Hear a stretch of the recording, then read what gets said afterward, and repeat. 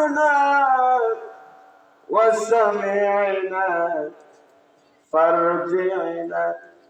এই সমস্ত পাপীরা, অপরাধীরা, দুর্নীতিবাজ লোকেরা, অন্যায়কারী লোকেরা এভাবে মাথাকে নিচু করে দিয়ে আসামির কাতারে দাঁড়িয়ে ওরা ওদের রবকে বলবে, প্রতিপালককে বলবে, রব্বানা, আয় আমাদের পাক পরওয়ারদিগার, আয় আমাদের স্রষ্টা, ইয়া আমাদের মালিক, ইয়া আমাদের মালিক, ইয়া আরশের মালিক। আমরা আজকে এই বিপদের দিনে বুঝতে পারলাম, জানতে পারলাম, নিজের চক্ষু দিয়ে দেখতে পেলাম, কান দিয়ে শুনতে পেলাম, দুনিয়াতে অন্যায় পথে চলছিলাম, চলেছি, অন্যায় করেছি, অন্যায়ের কাছে মাথা নত করেছি। এই অন্যায় থেকে বিরত রাখার জন্য, দূরে সরিয়ে রাখার জন্য আম্বিয়া আলাইহিমুস সালামগণ আমাদের সতর্ক করেছিলেন, সতর্ক বাণী দিয়েছিলেন, নেক আমলের কথা বলেছিলেন, ভালো কাজের কথা বলেছিলেন। আলেম ওলামা, সালফ সালেহীন এরা সবাই আমাদের ভালো কথা বলেছিলেন, আল্লাহর পথে ডেকেছিলেন, আল্লাহ তোমার পথে আমাদেরকে আহ্বান করেছিলেন। আল্লাহ গো, আমরা তাদের কথা শুনি নাই, অমান্য করেছিলাম, অবজ্ঞা করেছিলাম, তাদের কথায় কর্ণপাত করি নাই। আমরা বলেছিলাম এইগুলো সব মিথ্যা কথা, এই ধরনের কোন কথা নীতিমালা আল্লাহ আমাদের জন্য অবতরণ করে নাই। আল্লাহ আজকে কিয়ামতের ময়দানে সত্যই বাস্তবেই লক্ষ্য করলাম, দেখলাম, রব্বানা, ও আমাদের প্রতিপালক আল্লাহ, আমরা অবসর না, আমরা আমাদের চোখ দিয়ে দেখলাম,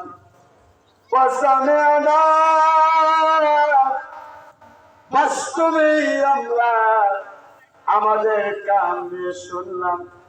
আসলে পরকালটা খুব ভয়ানক এবং জটিল। পরকালের ব্যবস্থাপনা পাপীদের জন্য, অন্যায়কারী ব্যক্তিদের জন্য খুবই জটিল এবং ভয়ানক। আল্লাহ, আমরা আসলে বাস্তবতা উপলব্ধি করলাম, চোখ দিয়ে দেখলাম, কান দিয়ে শুনলাম, অন্তর দিয়ে বুঝলাম। আল্লাহ গো,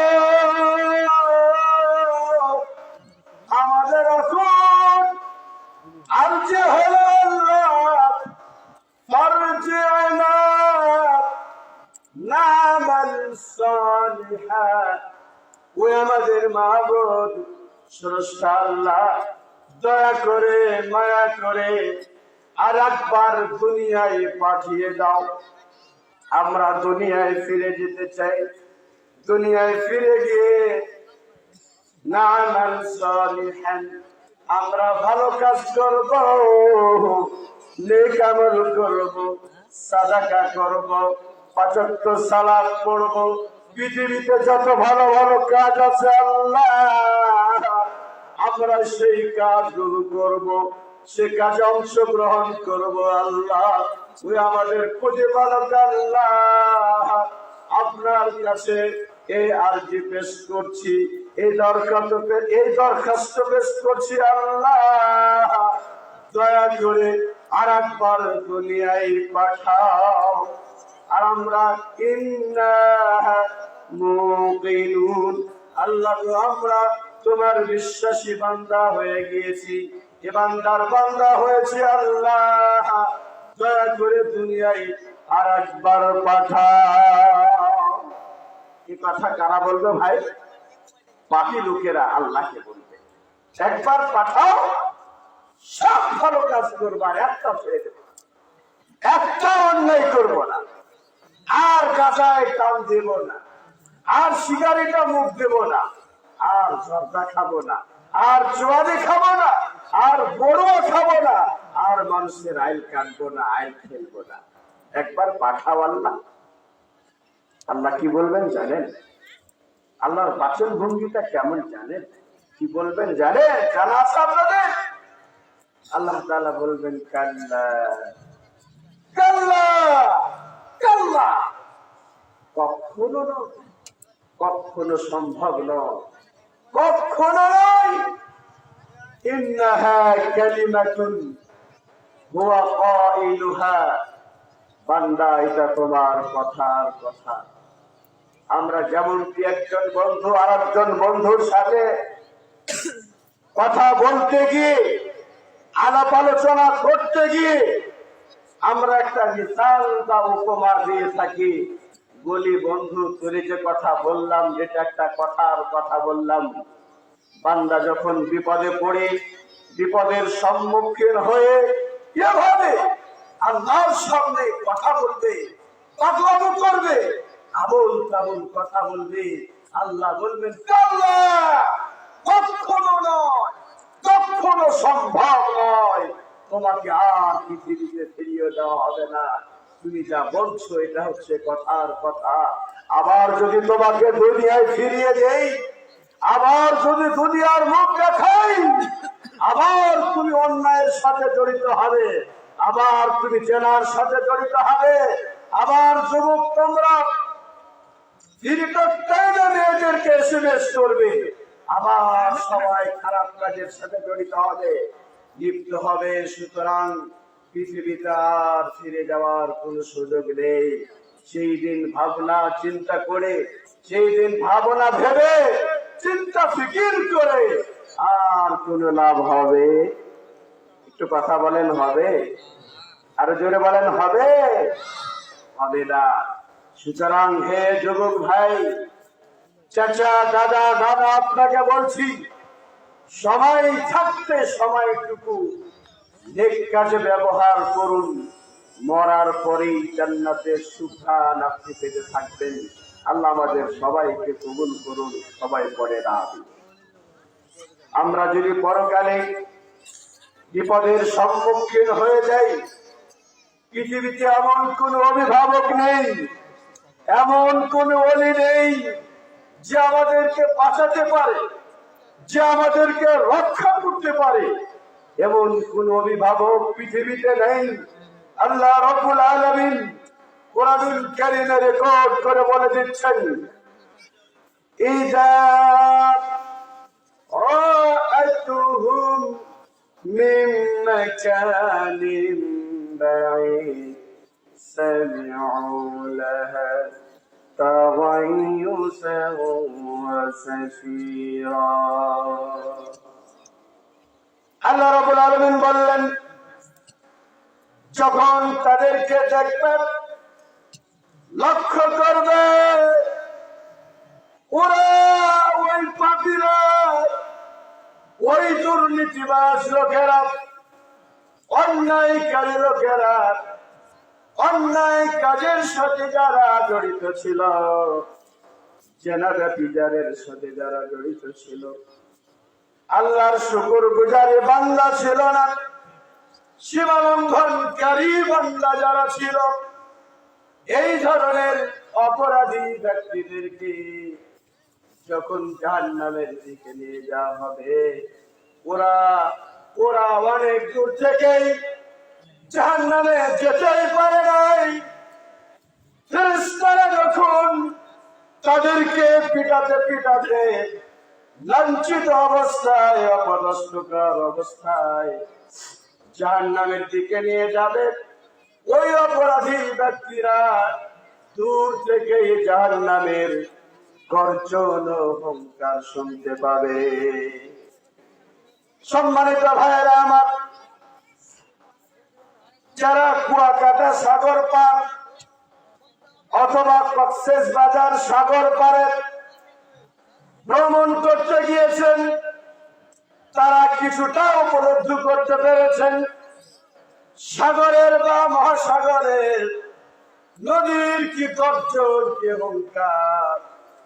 একবার কুয়াকাটা সাগর পার ভ্রমণে গিয়েছিলাম। ওই কুয়াকাটার একজন ভাই বলছেন, ভাই দিনের বেলায় সাগরের যা গর্জন অহংকার শুনছেন, এটা তো সাময়িক গর্জন অহংকার।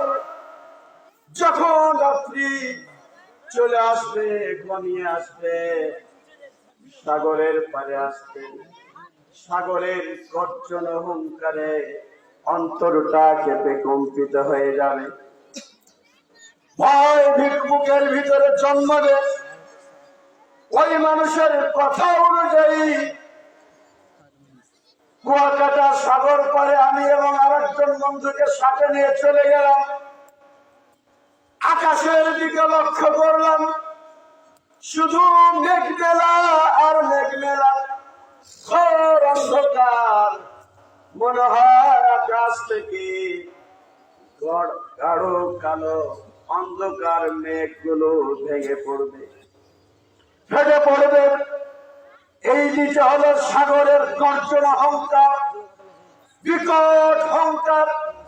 যাদের হাত দুর্বল, হাটের চারালকে, ওরা যদি ওই গর্জন অহংকার শুনে আতঙ্কে আত্মহারা হয়ে যাবে।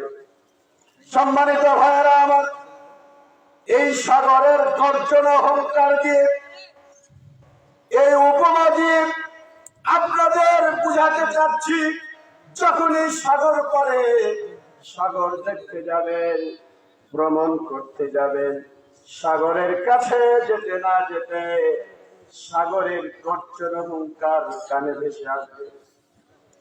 অনুরূপ ভাবে এই অপরাধী ব্যক্তিগুলোকে, অন্যায়কারী, জুলুমকারী, চাঁদাবাজ, দুর্নীতিবাজ, অত্যাচারী শাসকগুলোকে, অপরাধী ব্যক্তিগুলোকে ফেরেশতারা পিটাতে পিটাতে লাঞ্ছিত অবস্থায় যখন জাহান্নামের দিকে নিয়ে যাবে, তখন ওই জাহান্নামী লোকেরা, অপরাধী লোকেরা দূর থেকে জাহান্নামের গর্জন অহংকার শুনতে পাবে।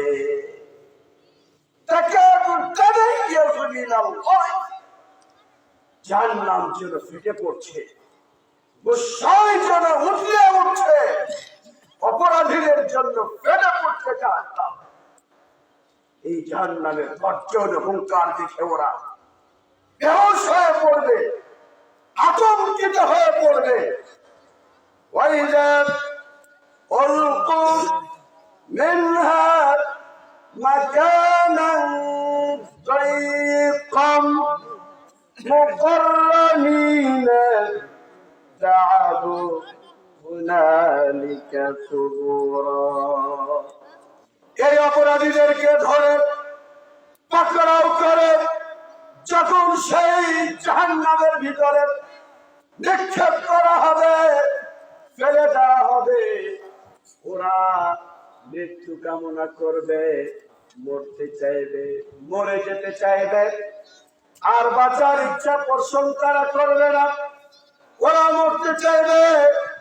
তখন আল্লাহ যখন মরতে চাইবে, আল্লাহ রাব্বুল আলামিন আরশ আযীম থেকে আয়াত রেকর্ড করে তাদেরকে জানিয়ে দিলেন। আল্লাহ বলেন, লা তাদউল ইয়াওমা সুবুরা ওয়াহিদা। অপরাধী বান্দা বান্দীরা, আজকে তোমরা একবার মৃত্যু দেখো না, একবার মরতে চেও না।